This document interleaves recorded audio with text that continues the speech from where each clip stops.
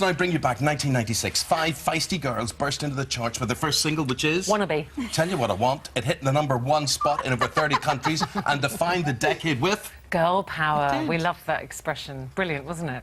And as the Spice Girls, they've sold more than 75 million albums worldwide. That made them the best-selling female group of all time. Wow. How about that? Wow. Yeah. Did you not know that? Check us out. I didn't know that. You know, half of them are here today. Before we chat to them, let's have a look at all this.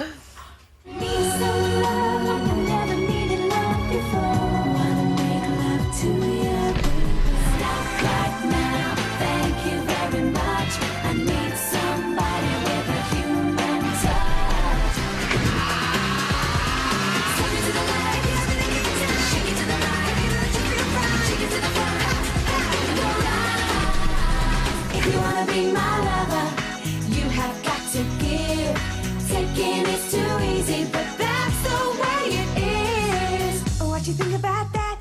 Here are Emma and Mel. I mean, that is brilliant, but the lovely thing, amazing thing, you're not defined by that. You go on and do everything that you're doing in your individual lives, and the latest thing you're doing, you have brought out this CD, this LP, which is called Stages, which I had to look at twice, and if you open it up inside, it gets better and better, because there's a time in life that you would have looked at that and said, who is that? That's not that sporty Spice I know, one, where's is the it? tracksuits gone? Yeah. See, my daughter, Rebecca, who's now 21, she loved the Spice Girls, but she wanted to be you. So she dressed in all those sporty things. But I used to say to her, why can't you be like Baby Spice? Why can't you why do you always want to... And look at the... Do you know how when did you take the decision you're just going to transform the whole image and become glamour girl? Oh, wow. Thank you, Eamon. Do you know what? I think it's just evolved over time. You know, as I've got older, I've got more confident. And I think becoming a mum as well made me feel much more confident about the way I wanted to Because at the time, you know, once you had those roles, Baby Spice and Posh Spice and Sporty Spice, I suppose you kind of got stuck into them whether you liked it or not, didn't you? You know, it was funny because we were given the nicknames on the way that we were, and it was all quite natural. Very natural, began, yeah. But I think, it? obviously, you naturally grow up and try new Those things. outfits wouldn't sort of work now. Not really, no. How old are you now? 38, 39? No, what? Oh, well, whatever age you are now. Anyway, they wouldn't work. Yeah, it She's wouldn't not work. far off, so somebody's going to I'm 36, people. So tell us what you've teamed up on this. Yes. Because this is a very different feel for you. This is all kind of back to theatre, isn't it? And musicals. Well, I started working on this album when I'd finished in Blood Brothers. I was lucky enough to play Mrs Johnston in Blood Brothers in 2009 in the West End. It's great, it was wasn't it? amazing. Absolutely love that show, which is sadly closing, I think, this weekend, but still on tour. Yeah, and it just reminded me how much I love musical theatre and how many great songs are out there. And then I was lucky enough this year to work on Superstar with Andrew Lloyd Webber, and then I've just finished the arena tour of the show, and I just thought, you know what, I need to get this album finished, and I'd love to do a little duet on there. And you needed your Barbara Dixon to your Elaine Page. And you were sitting thinking, who could be my Barbara Dixon? Exactly. How did you come up with that one? Well, you know what, I wanted to do a duet, and I've duetted with men and I've duetted with women before, but I thought, who is the person I'd most like to sing with and spend my time with? They weren't available, so I asked them. And did you take much time to think this over? Not at all. She phoned me and I remember squealing at the end of the phone because, you know, we've been hanging out, we've got children now, we go out for a drink now and again, we love a mojito, and it was just so exciting. And to be back in the studio together, which is something we haven't done. We've performed, of course, but we haven't been in the studio, and we actually got quite emotional, didn't we? Yeah. We had tears. Was that the mojitos? That was the mojitos as well, yeah. What is the story of I Know Him So Well? Because all of these are taken from stage shows. What is it saying?